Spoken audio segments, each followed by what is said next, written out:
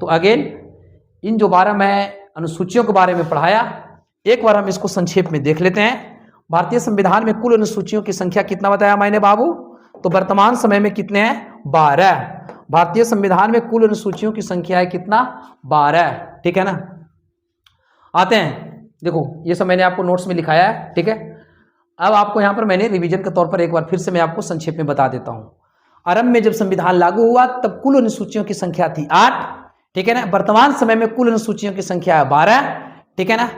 12 अनुसूची हो गए, तो 2 सवाल तो यहीं पर बन गया। आगे बढ़ते हैं। पहली अनुसूची जिसका विषय है, इसमें भारत के राज्य और केंद्र शासित प्रदेशों का उल्लेख है। शॉर्ट में क्या बोलोगे? पहली अनुसूची में भारत के स्टेट और यूटी का उल्लेख है।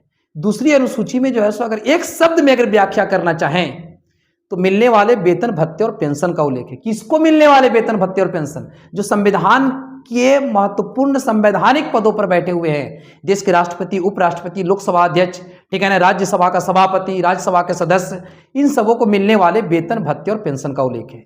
तीसरी अनुसूची में इन्हीं महत्वपूर्ण पदों पर बैठने वाले जो लोग हैं, इन लोगों द्वारा अपने पद ग्रहण करने के पहले ली जाने वाली जो ओथ है, प्रतिज्ञा है संविधान का, उसका उल्लेख किया गया है। यानी एक शब्द में शपथ का उल्लेख किया गया है तीसरी अनुसूची में। चौथी अनुसूची में राज्यसभा में अलग अलग राज्यों से और 3 केंद्र शासित प्रदेशों से इस समय, ठीक है, दिल्ली, जम्मू और कश्मीर और पुडुचेरी, इन 3 केंद्र शासित प्रदेशों से राज्यसभा में भेजे जाने वाले सीटों के आवंटन का उल्लेख है। तो चौथी अनुसूची को अगर लंबा नहीं तो शॉर्ट में क्या याद रखोगे? राज्यसभा। बस हो गया चौथी अनुसूची, ठीक है।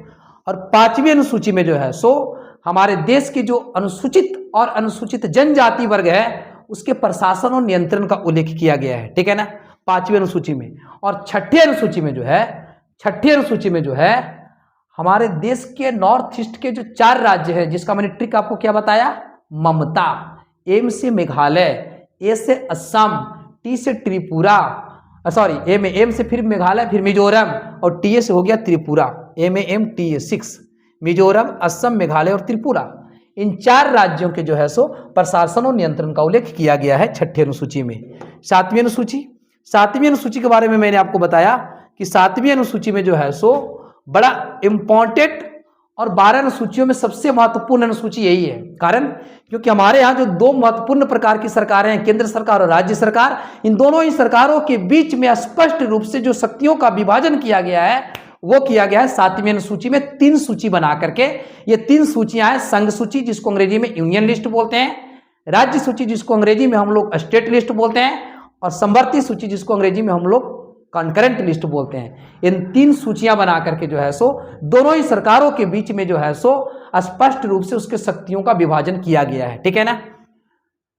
नाम से पता चल रहा है, संघ मतलब केंद्र की सरकार या संसद कानून बनाएगी, राज्य सूची में राज्य विधानमंडल या राज्य की सरकार कानून बनाएगी, और समवर्ती सूची में दोनों ही सरकारों को कानून बनाने का अधिकार है। परंतु अगर किसी एक विषय पर दोनों ही सरकारों ने कानून बनाया है और उस कानून में किसी प्रकार का टकराव हो जाता है, तो ऐसी स्थिति में जो केंद्र सरकार यानी कि संसद द्वारा जो बनाया गया कानून है उस कानून को मान्यता दिया जाएगा, राज्य सरकार के कानून को इनवैलिड कर दिया जाएगा, उसको मान्यता नहीं दी जाएगी। अब वैसे विषय जिसका उल्लेख इन तीनों ही सूचियों में नहीं है, ऐसे विषयों को कहा जाता है अवशिष्ट विषय, ठीक है ना, ध्यान रखना। अवशिष्ट विषय जिसको अंग्रेजी में हम लोग कहते हैं रेसिडुअल पावर, ठीक है ना, अवशिष्ट विषय जिसको हम लोग बोलते हैं क्या? रेसिडुअल पावर, ठीक है ना। तो रेसिडुअल पावर में वैसे विषय रखे गए हैं या वैसे विषय हैं जिसका उल्लेख संविधान में है, ये नहीं। अवशिष्ट विषय का मतलब क्या? वैसा विषय जिसका संविधान में उल्लेख नहीं है, ऐसे बचे हुए विषय को अवशिष्ट विषय कहते हैं। और भारतीय संविधान का आर्टिकल 248(1), भारतीय संविधान का आर्टिकल 248(1) साफ कहता है कि अवशिष्ट विषयों पर कानून बनाने का अधिकार केवल और केवल जो है सो यूनियन गवर्नमेंट को, भारत सरकार को है, ठीक है ना।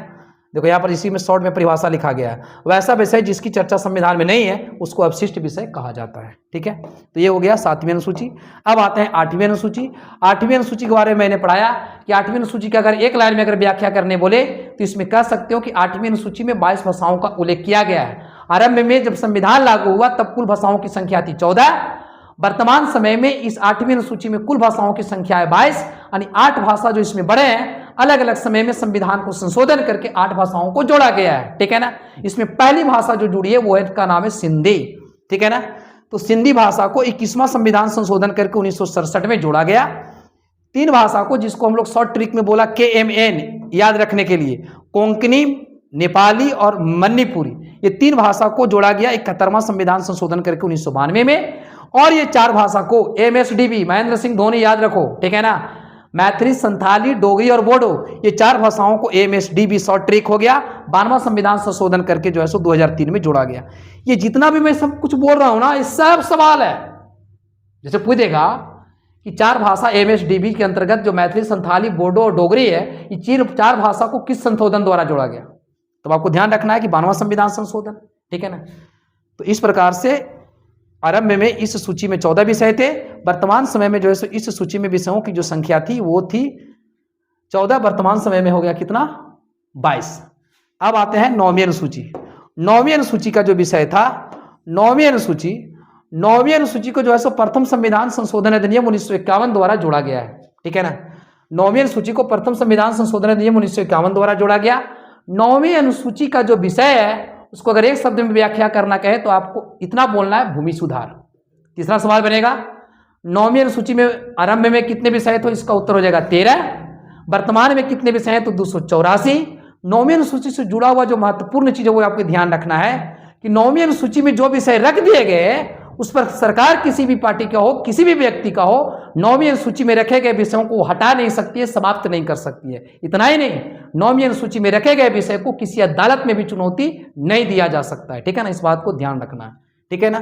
तो 9वीं अनुसूची को प्रथम संविधान संशोधन अधिनियम 1951 के द्वारा लाया गया और 9वीं अनुसूची में रखे गए विषयों को जो संरक्षण दिया गया तो प्रथम संविधान संशोधन द्वारा संविधान में एक और आर्टिकल जोड़ा गया जिसका नाम था 31B।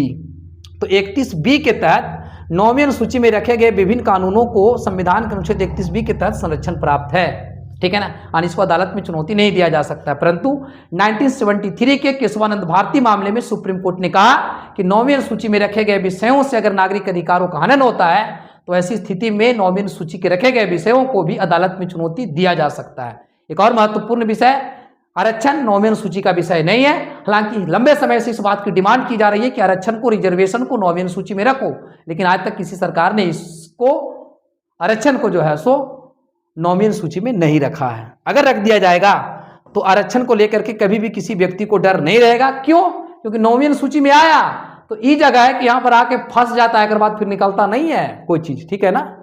9वीं अनुसूची के बाद आते हैं 10वीं अनुसूची।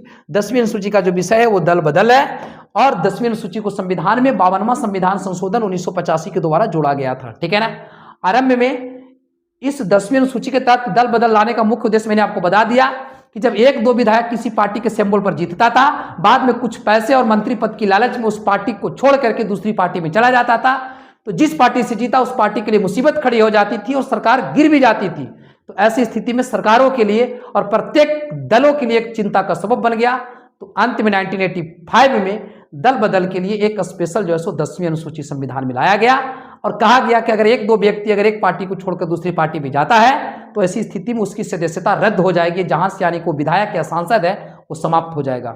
तो आरंभ में 1/3 किया गया, मतलब पार्टी तोड़ने का अधिकार दिया गया। ये नहीं कि आप पार्टी तोड़ नहीं सकते, लेकिन 1/3 रखा गया फिगर। मान लिया जाए कि टोटल 12 लोग हैं जीते हैं एक पार्टी से और उसका अगर 1/3 करें तो 4 लोग अगर एक साथ पार्टी तोड़ करके दूसरी पार्टी में जाते हैं तब उसको जो है सो दल बदल नहीं माना जाएगा। तब उसको दल बदल नहीं माना जाएगा, ये माना जाएगा कि उसने पार्टी को जो है सो विलय किया दूसरी पार्टी में, ठीक है।